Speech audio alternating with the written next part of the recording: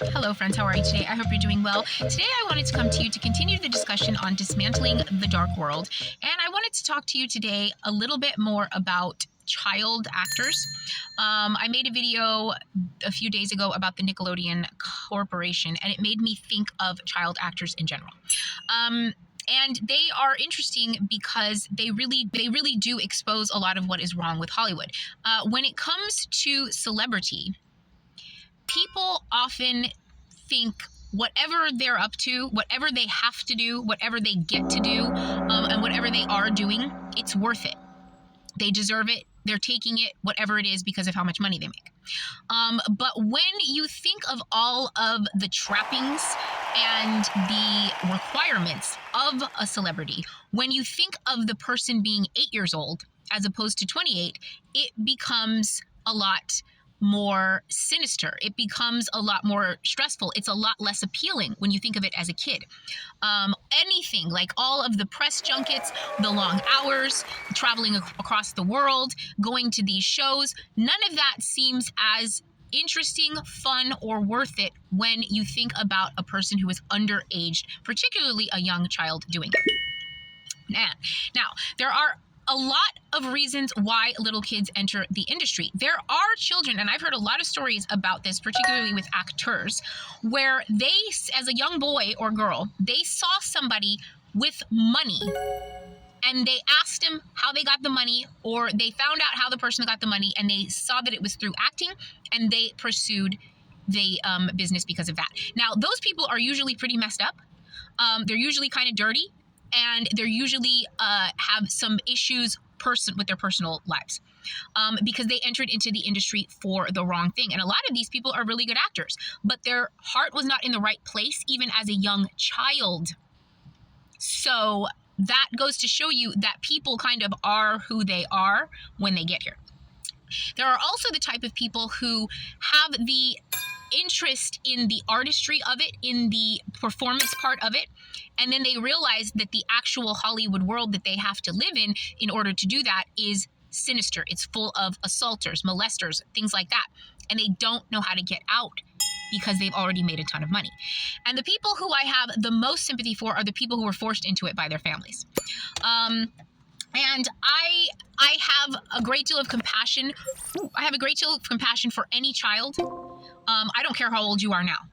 For any child who did not get a chance to be a child for whatever reason. I hate to see those kids, you never seen them, who sell those chocolate bars outside of in front of the grocery store. I'm the type of person where I want money. I want to have a ton of money. I want to have enough to where whenever I see one of those kids, I want to be able to buy the box of chocolates and then buy tomorrow's box of chocolates so they could take just like a couple of days off, or like, and let them keep the chocolates so that the next time they go to sell the chocolates, they have the money for the chocolate and the chocolate, because it just makes me sad because they're after school sometimes standing in a parking lot until the store closes trying to sell candy bars. And that's what Hollywood kids are like too. And there are some that really enjoy it and really like it, but those are usually grow up to be dirty people. Most of them do not enjoy it and do not like it, and they're just caught. And which leads me to my other point. The person who collapses upon themselves like a supernova gets more sympathy from me than the person who drinks the Kool-Aid. For example, I used two Hollywood child actors in the video. One of them I have more respect for than the other one because one of them is no worse than her offenders now because of what she is participating in. And the other one is having a trouble in life because she wasn't able to become as evil as they needed her to be in order for her to stay in Hollywood. And so that's what's really interesting. Once these children grow up, how do they handle the trauma? Do they handle it by becoming no better than the people who participated in trying to bring them down? That I don't like. Now I don't like you as an adult. I still have compassion for your inner child because it's unhealed, but the way you chose to deal with it is something that is very distasteful. And so now you are part of the problem. And here's where it gets interesting to me. This is something that informs the perversion, the rampant perversion, pedophilia, pederasty, molestation, rape, sexual assault, and all of the misogyny in Hollywood. These executives and a lot of these higher ups in this industry have a vendetta against the light. They don't like to see somebody with a childlike innocence.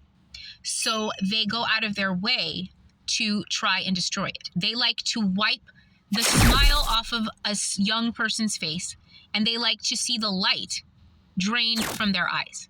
This is why they go out of their way to belittle, degrade, assault, molest, and overall harass the young, innocent talent that is often in their care. This is the same sort of behavior and proclivity that made them so obsessed with trying to destroy my life. When they met me, or when they became aware of my existence, I was a 39-year-old woman with the innocence of a child still, with the light in my eyes that I had when I was 9. And I still have that sense of wonder. And this is something that these people seek to destroy on a systemic level. This is why they pollute the minds of your children with perversion through the programming.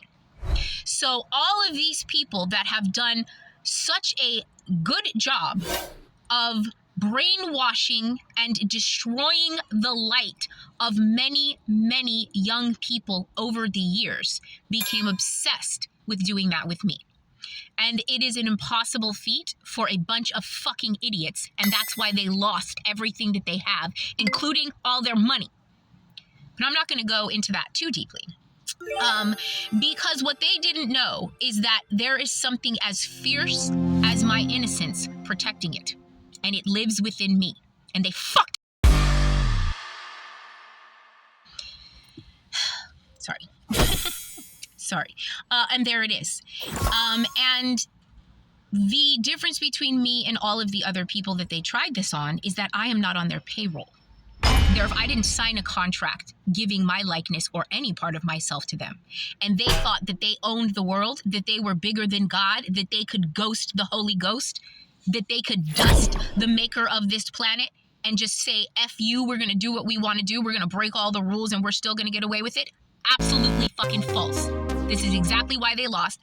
And I am going to dust every last one of them for all of the little kitties who didn't make it. For every light that went out in a child's eyes, I am going to take the breath out of the man who did it. Mm-hmm. I'm going to take all the little ducats out of their bank accounts. Thank you very much. So that's it. The child that survived. The child in me that survived. You couldn't get me. You couldn't brainwash me. You couldn't buy me. You couldn't sell me. You couldn't spin me. You can't even touch me. As a matter of motherfucking fact. And some of you tried. And that you got your fucking hands cut off for that shit. And you're about to get your heads cut off too. Thank you. Love you. Bye.